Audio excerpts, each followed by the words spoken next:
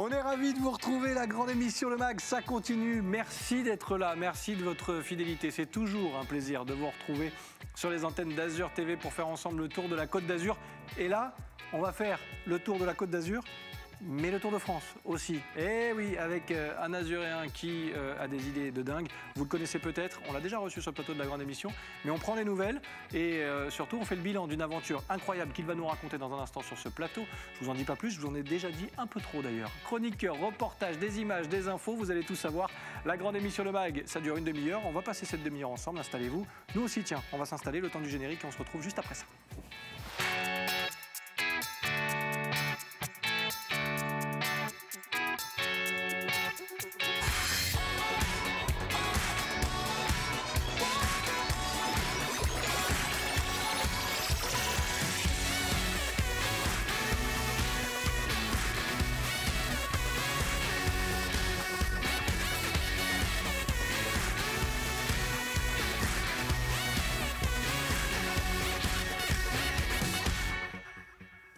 Nous sommes le mercredi 17 mars, vous regardez la grande émission. Merci d'être avec nous, merci de nous retrouver comme chaque jour du lundi au vendredi à partir de 18h sur les antennes d'Azur TV. Je sais que vous aimez faire le tour de la Côte d'Azur, eh bien on va vous amener encore un petit peu plus loin aujourd'hui avec une aventure incroyable. Axel Carillon va venir nous en parler. Il était venu nous voir à la rentrée pour nous parler de ce projet. On avait pris des nouvelles avec lui sur les routes de France il y a quelques semaines maintenant. Eh bien il vient nous raconter tout cela avec des images incroyables puisque la belle évasion, on va en parler, il a pris son vélo avec un journaliste qui l'a suivi, d'où ces superbes images aussi, et on va savoir comment ça s'est passé, comment ce Tour de France s'est organisé, ce qu'il a rencontré sur place aussi comme difficulté, et surtout on évoquera les belles rencontres parce qu'il y a de beaux messages à porter. Il sera là sur le plateau de la grande émission Le Mag dans quelques secondes pour nous en parler, Axel Carillon, notre invité du jour. Et puis le reportage du jour, lui, sera consacré à la musique, au rap en l'occurrence. Chaotique, rappeur niçois qui est allé tourner un clip dans les quartiers de Saint-André-de-la-Roche. Vous allez le voir,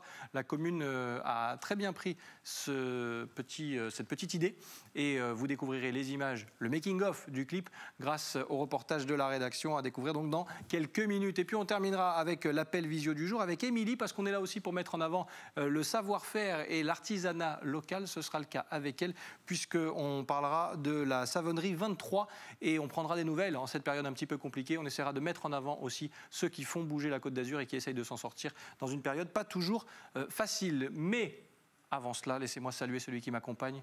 Monsieur Alon, comment allez-vous? Merveilleusement bien, comme à mon habitude. À chaque fois que je mets le pied sur ton plateau, j'adore. Je sens qu'il y a une énergie incroyable et je sens une émission assez palpitante aujourd'hui. Palpitante, rien que ça, j'adore le style. Et là, tu as rajouté la petite plume au chapeau qu'il n'y a pas d'habitude, je crois pas. Hein. Non, mais il fait beau. Une petite plume, paf et tac. Paf et tac, voilà, c'est paf et tac. C'est un peu Louis de Funès, quoi. Paf, tac, tac. Alon, on va faire un peu de vélo? Avec plaisir. Mais lui, il en fait souvent, régulièrement, et ça s'est plutôt bien passé puisqu'il revient d'un Tour de France incroyable. Il va nous en parler. Axel Carillon est notre invité du jour. Et pour une fois, il arrive à pied. Bienvenue. Comment Salut ça va Axel. Eh bien, envie. Oui, oui. Envie. Et avec le sourire, parce que je le disais, on va parler de la belle évasion. Et elle porte bien son nom, parce qu'on a envie de s'évader déjà. Et elle a été belle, cette évasion. Axel, rappelez-nous un petit peu l'idée saugrenue qui vous est passée par la tête, de vous dire, tiens, je vais prendre mon vélo et je vais aller faire un petit tour de France et aller rencontrer les Français, mine de rien. L'idée saugrenue, je pense que c'est l'idée qui traverse pas mal de gens en ce moment, c'est celle de s'évader, hein, c'est-à-dire de sortir un peu de cette nasse dans laquelle on est et qui est difficile à vivre au quotidien. Moi, j'ai la chance de pouvoir faire de ma passion mon métier. Et je me suis dit, c'est le meilleur moment, je pense, pour envoyer quelques messages de bonne humeur, d'espoir et voilà, d'envie de faire du vélo aux Françaises et aux Français.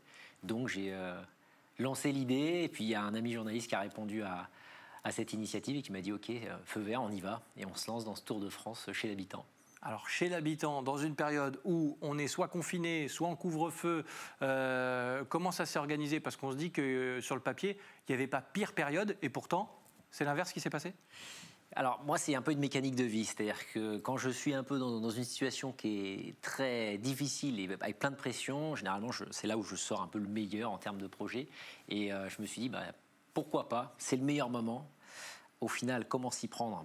Moi, j'ai sollicité mon réseau, tout simplement. J'ai essayé d'aller solliciter tous ces followers, ces personnes qu'on imagine derrière un écran, des personnes virtuelles, pour voir physiquement si ça allait pouvoir se matérialiser. Et en fait, il y a eu un engouement dès lors que j'ai publié cette annonce comme quoi je partais à l'assaut des routes de France accompagné d'un ami journaliste. Et il y a eu un engouement qui a été tel qu'on a eu presque trop de propositions pour dormir chez les gens, alors qu'effectivement, on imaginait au départ qu'on allait bivouaquer et qu'on allait devoir dormir en permanence dehors. C'est l'inverse, bien sûr, qui s'est produit. Bon, et ça s'est très bien passé. Alon, expérience de dingue. Est-ce que tu aurais tenté ça? Alors, soit sur le vélo, soit d'accueillir comme ça quelqu'un. Il y a toujours, on se demande où on va. Il est clair qu'on frappe à notre porte, on ouvre une personne qui... Est-ce que je peux dormir chez vous ou si je peux...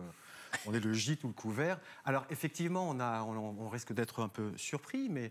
Enfin, moi, personnellement, on a voyagé, je sais que ma porte sera toujours ouverte. He look good. Je veux dire, bon, il n'est pas bizarre. He look good. Tu vois, je veux dire, OK, viens. Bien évidemment, mais j'imagine que ce n'est pas le cas de tout le monde. Et l'idée, c'est qu'à travers, il y a d'autres émissions aussi où les gens voyagent. Donc, ça rentre petit à petit dans les mœurs, mais... La France est quand même, et les Français sont quand même assez... c'est ce qu'on imagine. Est-ce que c'est la réalité du coup peut-être au Non, départ. c'est l'opposé, bien sûr. Moi, c'est ce que j'ai cherché aussi à prouver. J'ai eu la chance de voyager aux 4 coins de la planète, de faire ce type d'expérience, c'est-à-dire dormir chez les gens que je ne connais pas, un peu au gré du vent et en tapant aux portes, aux 4 coins de la planète. Là, clairement, j'ai pu confirmer qu'en France, il y a un pays d'accueil, de solidarité, et puis il y a vraiment un accueil très particulier, notamment avec la gastronomie. Et puis l'accueil français, quoi. Là, il faut vous imaginer que j'ai quand même dormi chez des gens qui ont de 20 ans à presque 70 ans, quoi. Donc en plus, avec un panel de gens qui est assez représentatif, je pense, de la France. Avec un point commun, le vélo? Avec un point commun, le vélo, à part, j'ai vu une petite image là tout à l'heure avec Mélanie qui nous a du coup récupéré sur la route à 17h45 juste avant le couvre-feu en disant mais qu'est-ce que vous faites là? Et qui nous a proposé de venir alors qu'elle n'avait pas entendu parler de l'initiative.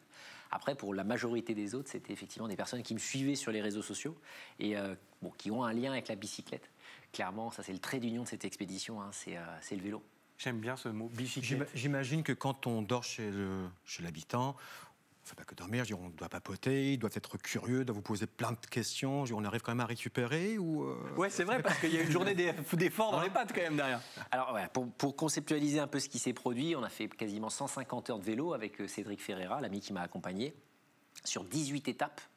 Donc ça fait une moyenne de à peu près 180 km par jour, quoi. Le soir, je dois dire qu'on se couchait pas avant 23h30, voire minuit et demi, voire 1h, puisque en fait, on n'avait pas grand-chose à offrir, à part les sourires, à part le cœur grand comme ça, et de partager ce qu'on avait vécu au quotidien, et en plus de partager, moi, sur les voyages que j'ai pu réaliser. Donc c'était un peu notre contrepartie des autres qui nous attendaient, quoi. Le soir, et vraiment, c'était un tapis rouge qui nous ouvrait, avec des repas, un peu d'alcool de temps en temps. Avec modération. Voilà, on était vraiment très bien reçus. J'ai le souvenir notamment d'un vigneron en Champagne. Je vous laisse imaginer ce qui s'est produit. Est-ce qu'on a pris la route de bonne heure le lendemain? Oui, alors c'était ça le challenge, c'est qu'à la fois, oui, c'est ça. Le soir, il fallait qu'on partage tout ce qu'on vivait sur la route et en plus qu'on parle tout autour du vélo, parce que c'était la thématique aussi de cette belle évasion, c'était de parler du vélo au sens large comme trait d'union entre les gens. Et en même temps, le lendemain, il fallait quand même rempiler en se disant il faut qu'on remballe tout dans le pactage et qu'on dise adieu, qu'on dise au revoir à ces gens qu'on avait le plaisir de découvrir le temps d'une soirée, qui était peut-être qui était la première, mais sans doute la dernière. Donc il y avait ce rapport éphémère au temps qui était à la fois extrêmement excitant chaque soir et extrêmement enrichissant parce que ça permet de voir son pays d'une autre manière, surtout dans une période où je pense qu'on a tendance à dire que la France est souvent mauvaise en tout. C'est vrai. Là, j'ai vu l'inverse, quoi. Tant mieux, et on est là pour passer aussi ce genre de messages, et c'est pour ça qu'on voulait non seulement prendre des nouvelles de cette aventure et véhiculer ces messages. Alon, quiz. Oui. Je sais que tu l'attends avec une impatience vive le quiz. Non dissimulée. Allez. Ce quiz avec des indices. Et derrière chaque indice se cache une information qui concerne notre invité ou son expérience, en l'occurrence, la belle évasion. Tu es prêt? Tu as révisé? Allez, c'est parti. La première, elle est facile. C'est parti. Premier indice. Alors, ça c'est 178 km, c'est le parcours. C'est la distance parcourue par jour durant la belle évasion, c'est ça? En moyenne. En moyenne, ouais. Pas mal. Au jour, ouais. Tu vois, on a commencé J'ai retenu facile. ce qu'il a dit tout à l'heure. C'est bien, il fallait ouvrir un petit peu les oreilles, c'est bien. Bon, quelle a été la plus grosse difficulté finalement dans ce périple? Parce que c'est vrai que en plus on est sur des saisons qui ne sont pas forcément très faciles. On a vu tout à l'heure un peu de neige, du froid, de la pluie. Alors, je vais répondre de deux manières. Ouais. La première, ça va être la réponse qu'attendent les gens sur la difficulté physique. Je pense que le point d'orgue, ça a été le passage du col de Faux à Grenoble, où on est tombé en pleine tempête de neige. En le mi-février, là, il y avait un flux de Sibérie qui arrivait. Du coup, on est allé directement dans la perturbation et on a eu moins 11 le lendemain. Oh là là. Plus une descente sous la neige, sous un tapis neigeux de 15 cm. Ça a été extrêmement périlleux. D'ailleurs, Cédric a fait une belle chute à ce moment-là.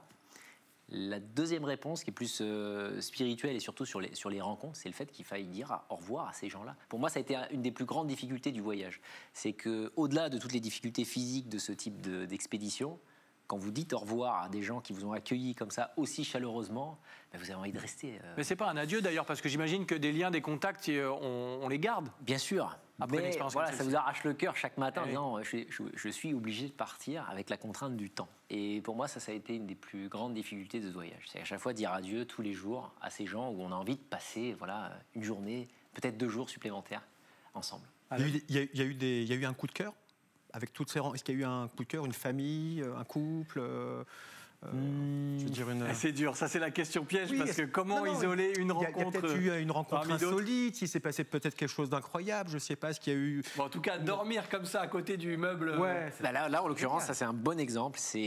On est dans le sanctuaire du Mont-Saint-Michel. Donc clairement, si je devais le refaire, Ouais. je pense que c'est impossible. Bien C'est-à-dire sûr. que c'est impossible de rester sur le Mont-Saint-Michel. Et en l'occurrence, on a été accueillis par le Père Henri, qui nous a hébergés dans le bureau d'ailleurs du sanctuaire. Est-ce que quand vous êtes arrivé, il a dit je me présente, je m'appelle Henri Non, Pardon. Je vais y aller, je vais peut-être pas la garder. Il était étonné parce qu'il y avait la gendarmerie qui était en train d'évacuer les gens et qui demandait aux gens de rentrer chez eux. Eh oui. Alors moi, forcément, quand je réponds aux gendarmes que je veux dormir ici, mais que je ne sais pas encore où je vais dormir et qu'il est 6h moins le quart, c'est un peu compliqué. Et du coup, le Père Henri était assez surpris de voir 2 énergumènes à vélo C'est en train énorme. de chercher un abri, quoi. Donc ça, c'est clairement un souvenir vif de solidarité. Et puis, d'un lieu insolite, c'est le Mont-Saint-Michel. Moi, c'était la première fois que j'allais au Mont-Saint-Michel. Hein. Et donc là, on découvre votre vrai Ouais. visage. Sans le béret, justement, cette mi-longueur de cheveux que j'ai actuellement. Non, mais expérience de On a dingue. combien de traversées là déjà? Alors, on a assez au Là, on est quasiment à la moitié. À mi-parcours. On est à mi-parcours, ouais. On est à mi-parcours, puisqu'on est vraiment dans le nord de la France, avant d'aller dans les Sables d'Olonne. Bon, on continue le quiz et du coup on va passer directement à la dernière question du quiz car le temps presse. mon Allons-y, cher. En allons-y plus on pour devait la évoquer le dernière. Mont-Saint-Michel. La deuxième, on je la l'a connaissais. fait. Oui, tu la connaissais Ouais. évidemment. Nouvel et dernier indice pour Alon. Quelle info se cache derrière cet indice? Oui, facile. on a la réponse, La Belle Évasion, documentaire. Oui. Nous avons Axel, nous avons Cédric. C'est Oui. ça, c'est Cédric. Cédric Le Ferreira. journaliste. Cédric Ferreira, le journaliste qui la suit. Et donc, il y a un documentaire qui a été fait sur La Belle Évasion qui va être prochainement, Il s'en sort bien, hein, ça va. online. C'est pas mal, c'est pas mal, c'est pas mal. C'est le mal, projet, c'est ça, en le tout projet. cas. Expliquez-nous, Axel, comment ça va se passer parce que oui, il y en a des images. Alors là, on en voit de très belles et on va en voir, je pense, jusqu'à la fin de cette émission. Mais on rentre avec combien de rushs là? Parce que, les rushs, pour les gens qui ne connaissent pas le terme, c'est toutes les images qu'on a emmagasinées pendant cette belle évasion. Un paquet. D'ailleurs, là, on voit Cédric Pas du tout dans la en difficulté. Vendée, dans les surprises des marais qu'on a rencontrés. Ouais. Nous, l'objectif de ce voyage, c'est de produire un 52 minutes. D'accord. Donc on a des heures et des heures de rush et de rencontres, et puis également là on voit pas grand monde sur la route, mais on a rencontré beaucoup de cyclistes qui sont venus à notre rencontre. Et l'idée, c'est de produire un documentaire sur La Belle Évasion. C'est un pilote. L'objectif à terme, c'est de pouvoir, je l'espère, créer une série pour pouvoir aller chez les gens de cette manière-là, à vélo, parce que je pense qu'il y a beaucoup de messages qui peuvent être communiqués. En particulier, actuellement, le vélo, c'est quand même une des réponses au Covid. Regardez, je suis dans un endroit et je porte pas le masque. C'est vrai, hein, C'est ça. le dernier endroit, Totale le dernier liberté. espace de totale liberté, c'est le vélo. C'est le seul endroit où on n'a pas besoin de porter le masque. C'est vrai. Et d'être complètement libre, puisque forcément, on n'est pas nombreux sur la bicyclette. Hein. C'est vous et le vélo. On évoquera bien sûr les messages aussi qui ont été portés pendant cette belle évasion. Dans la deuxième partie de cette émission, on sera aussi connecté avec une jeune femme tout à l'heure, Émilie, qui nous parlera de son savoir-faire. Et on est là aussi pour passer ce genre de message dans la grande émission Le Mag. Mais juste avant, on va parler un peu de musique. Quel style de musique t'écoutes toi, Alon? Je suis un mélomane. Du classique. Et en finissant par le rap. Ça te va, voilà, deux extrémités. C'est pas mal. À l'indice, on va aller vers l'une des extrémités. Axel, sur le vélo, on écoute quoi? Un peu de musique ou pas du tout? Beaucoup. Ouais. Beaucoup. C'est un instrument de méditation, le vélo. Donc, je dirais que ma musique favorite, ça va être le blues. Ouais. Et j'ai une bonne préférence aussi pour du Hendrix, par exemple. C'est pas mal non plus. Mais pour le coup, c'est vrai qu'avec le reportage de la rédaction, on va se diriger vers l'extrême dont parlait notre ami Alon tout à l'heure. Le rap avec Chaotique, rappeur niçois qu'on connaît bien sur les antennes d'Azur TV. Un tournage de clip à Saint-André-de-la-Roche. Regardez ce reportage. Il est signé de la rédaction d'Azur TV et en particulier Claudia Olivier. Un piano rouge installé au cœur de cette cité HLM, un mélange de rap, de slam et de chant. Le rappeur Chaotique continue de nous surprendre et revient avec son nouveau titre Deviens quelqu'un. Sur la thématique abordée, je voulais vraiment en fait inciter les jeunes à se remettre en question à travers le travail, à travers le dépassement de soi surtout. Et en fait cette chanson, c'est voilà, crois en tes rêves, fixe un objectif, par contre pour y arriver, au lieu de te lever à 8h, 9h du matin, il va falloir peut-être se lever à 6h du matin, il va falloir faire des concessions, des sacrifices, ça va être très dur, mais tu peux y arriver. Se poser dans ce lieu atypique, le pianiste de Rusty Villamason n'a pas hésité. Justement, moi j'adore installer le piano dans les endroits les plus improbables, et là c'est vraiment atypique. Donc ouais, ça se prête vraiment à ce que j'aime faire. En bas des bâtiments, sur les balcons ou encore à la fenêtre, les habitants des HLM, piqués par la curiosité, sont ravis de cette initiative. C'est épatant pour la commune, pour les jeunes. Il fait énormément de choses. C'est bien, moi je trouve que ça met un peu de gaieté. En ces temps plutôt, c'est triste quoi. C'est pas mal, hein. Il faut des choses comme ça. Il est bien ce jeune. Le maire de Saint-André-de-la-Roche, Jean-Jacques Carlin, a tenu à apporter son soutien au projet. Chaotique est originaire du quartier du Château, il le connaît depuis son plus jeune âge. Karim a toujours été très présent dans la commune, très investi, même dès l'âge qu'il est arrivé, par le biais de la vie associative, le foot. Il a toujours été auprès des jeunes et donc pour nous c'est une fierté d'avoir Chaotique sur notre commune. Avec ce nouveau projet, le rappeur Chaotique continue de se livrer, de s'inspirer de ce qui l'entoure. Le prochain morceau sera enregistré d'ici la fin du mois de mars.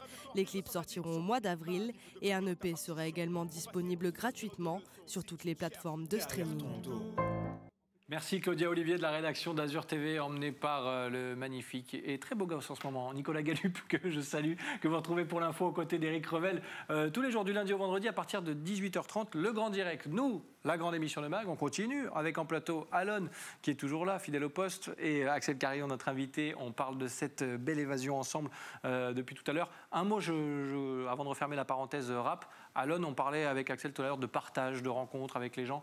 Tourner un clip en bas des cités, là comme ça, de Saint-André-de-la-Roche, avec toute la population qui vient participer et qui se dit tiens, c'est une bonne idée. On est aussi dans ce qu'on a besoin de voir en ce moment. Formidable. La mission d'ailleurs est réussite, c'est de rassembler du monde venant de divers horizons, mais autour de la musique, autour de l'art, autour de la création. Enfin, je veux dire, cette union, je trouve ça formidable.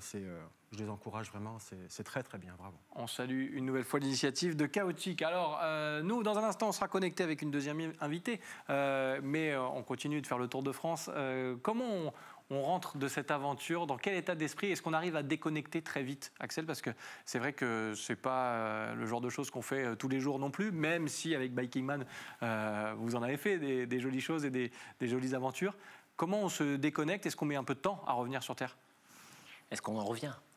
C'est ça la question, vous avez 2 heures. Non, on n'en revient jamais en fait. Ça fait quand même quelques années qu'on se voit. Hein. C'est vrai. Et on n'en revient jamais. À chaque fois, c'est des couches qui viennent c'est comme des feuilles d'or, quoi, qui viennent se mettre sur la personne et sur l'âme surtout de ce que je fais. Et moi, c'est ça qui me motive à le partager, c'est que je pense que ça polit la personne et ça vous rend meilleur, quoi. Donc on n'en revient jamais dans le bon sens parce que toutes ces rencontres, Quand on revient à la maison et qu'on voit les proches, le plus difficile, c'est cette différence de vie. C'est-à-dire quand vous vivez de manière aussi intense et que vous avez des rencontres aussi fugaces et qui vous apportent comme ça des rayons de soleil chaque jour, quand vous revenez, c'est difficile après de rééchanger avec les personnes qui n'ont pas la chance de vivre comme ça. Donc on n'en revient jamais, mais c'est pour le meilleur. Bien sûr, et nous on est en train de vivre le meilleur parce que vous êtes revenus physiquement et vous nous racontez tout ça avec beaucoup de passion et ça fait du bien de s'évader avec vous, Axel. Nous, on va prendre la direction avec notre chronique du jour de l'appel connecté. Je vais y arriver, oui, parce qu'on va se connecter à ce plateau avec une personne qu'on retrouve dans quelques secondes. Émilie, elle va participer elle aussi à cette émission parce qu'on est là pour mettre en avant aussi les artisans, ceux qui se bougent aussi sur la Côte d'Azur, et elle en fait des choses, vous allez le découvrir tout de suite. On est encore une fois à vos côtés. Émilie est normalement connectée à ce plateau. Est-ce qu'elle est là? Est-ce qu'elle nous entend? Oui, je vous entends. Et nous aussi, c'est parfait. Bonjour, merci d'être là. Je le disais, par l'intermédiaire de ce petit appel visio, à chaque fin d'émission, on essaie de mettre en avant ceux qui font bouger la Côte d'Azur, ceux qui ont des idées, qui ont de belles initiatives, et mettre en avant aussi les artisans, un savoir-faire. Le vôtre, alors on va parler savonnerie. Expliquez-nous votre domaine et comment ça se passe, surtout en ce moment, parce qu'on est là aussi pour prendre de vos nouvelles. Alors déjà, merci beaucoup de m'avoir invité dans votre émission. Avec plaisir. Moi, je suis la fondatrice de la savonnerie 23 qui est située à Antibes, qui a été ouverte l'année dernière. Et du coup, j'essaye de proposer des produits qui sont plus sains, plus écologiques. Et donc en cette période de Covid, on ne le dira jamais assez, qu'il faut se laver les mains. Et du coup, le savon est une très bonne alternative pour ça en ce moment. Du coup, qu'est-ce qu'elle a changé? Alors, vous l'avez dit, vous êtes lancé il y a une petite année, donc finalement, l'activité, elle s'est lancée avec la situation sanitaire qu'on connaît aujourd'hui. C'est la situation qui a voulu que, ou au contraire, ça s'est fait naturellement parce que ça devait se faire maintenant, en sachant que ce n'est pas votre métier de base, puisque je crois que vous êtes infirmière à la base. Oui, tout à fait. Donc, je suis infirmière depuis une dizaine d'années maintenant. En fait, c'est petit à petit, j'ai commencé à m'intéresser sur les produits que je pouvais mettre sur ma peau. Et donc, j'avais commencé à créer mes cosmétiques moi-même pour la maison.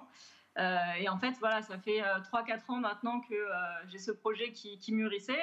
C'était prévu que ça ouvre l'année dernière. Et donc, c'est vrai que ce n'était pas forcément la meilleure période pour créer une entreprise en 2020. Mais finalement, en fait, on se rend compte que les gens ont de plus en plus envie d'un retour au naturel. Donc finalement, c'est vraiment une bonne chose d'avoir créé à ce moment-là parce que les gens recherchent du naturel et une solution pour se laver les mains aussi de manière plus responsable. Axel, notre invité qui avait l'air de confirmer, hein, les gens qui vont à la recherche du naturel, c'est exactement ce que vous avez vécu. Hein. Exactement, je me retrouve totalement dans cette histoire. Ouais, c'est vrai, et c'est pour ça qu'on voulait mettre en avant aussi votre savoir-faire, parce qu'il est aussi un petit peu particulier, avec des méthodes différentes. Alors, bien sûr qu'on va le citer, le savon de Marseille, parce que c'est la vitrine aujourd'hui, et quand on parle de savon, on parle souvent de ce savon de Marseille. Mais vous avez d'autres méthodes, et c'est aussi pour ça qu'on voulait l'évoquer avec vous. Qu'est-ce qui fait la différence finalement? Qu'est-ce que ça change? Alors en fait, moi je travaille le savon par saponification à froid. Donc c'est une réaction en fait qui nécessite une solution de soude et un corps gras. Et en fait de cette solution est créé le savon et de la glycérine. Donc en fait cette réaction elle est à froid, donc ça veut dire qu'elle ne nécessite pas de cuisson et donc elle permet de conserver tous les bienfaits des huiles pour notre corps en fait.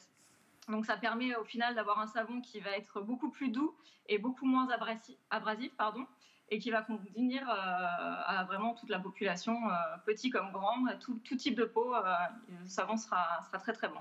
Où est-ce qu'on peut vous retrouver? Où est-ce qu'on peut en savoir plus pour continuer d'avoir plus d'informations justement et pour peut-être se rapprocher de vos produits aussi? Parce qu'on voit quelques images, alors c'est peut-être très bizarre ce que je vais dire, mais c'est très beau et j'ai presque envie d'en manger. On dirait de la pâtisserie. Non mais c'est vrai, on dirait de la pâtisserie. Alors je suis peut-être un peu bizarre, mais s'il y a des gens un peu bizarres comme moi qui veulent en savoir plus, on fait comment? On dit souvent que ça ressemble à des gâteaux effectivement, mais bon je ne vous conseillerais pas de les manger quand même. Alors vous pouvez retrouver sur mon site internet que vous diffusez actuellement, voilà, donc l'adresse qui s'affiche, et sur mon compte Instagram aussi 23 savonneries. Et donc dessus vous avez toute mon actualité et vous pouvez retrouver mes produits. Donc le laboratoire en fait est situé dans le Vieil Antibes, mais je n'ai pas de boutique en tant que telle. Donc je vends principalement sur Internet. D'accord. Et pour les gens qui souhaitent faire le déplacement, j'offre la livraison gratuite dans la vieille ville d'Antibes. Eh ben, merci beaucoup, Émilie. C'était un plaisir de mettre en avant votre savoir-faire. Merci. Et on va vous souhaiter, on parlait de route avec Merci notre invité Axel, une longue et belle route dans cette nouvelle aventure. Merci beaucoup. Merci, à très bientôt. Voilà, je vous le dis, la Côte d'Azur avec des idées, avec des projets qui se lancent malgré la situation un peu compliquée. Mais c'est pour ça qu'on est heureux de les mettre en avant, ces projets. Axel, il nous reste une petite minute. Où est-ce qu'on va vous retrouver la prochaine fois? Parce que nous, maintenant, on est prêts. On attend la prochaine aventure. Alors, je ne sais pas encore. C'est assez rare pour être souligné. Je surprendrai. J'essaierai de surprendre, ça On c'est imagine. sûr. On imagine.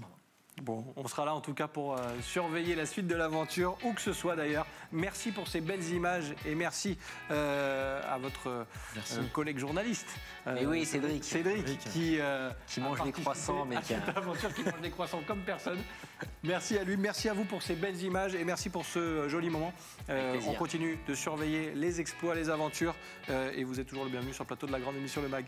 À très vite. Merci beaucoup. Merci Alon, toi aussi tu es le bienvenu quand tu veux. Merci beaucoup, merci. Oh, le petit dessin de Rémi Molinari. Avec plaisir. Ben oui, j'ai failli l'oublier. Eh ben non, si je l'oublie, je vais avoir un petit coup de fil ce soir. Il va me dire, t'as pas passé mon dessin. Rémi Molinari, je pique grand-père à l'AstraZeneca et ça suffira pour toucher l'héritage. Voilà à peu près l'humeur de notre caricaturiste qui réagit bien sûr à l'actualité. Bien joué. Forcément, on l'embrasse, Rémi Molinari. Alon, merci encore. Merci beaucoup. Axel, à très vite. Merci beaucoup. Sur la bicyclette. Et nous, on se dit à très vite aussi, puisqu'on sera là demain pour poursuivre la semaine avec vous. On est là jusqu'à vendredi, à partir de 18h. Passez un agréable moment sur les antennes d'Azur TV. Et à demain. Bye bye.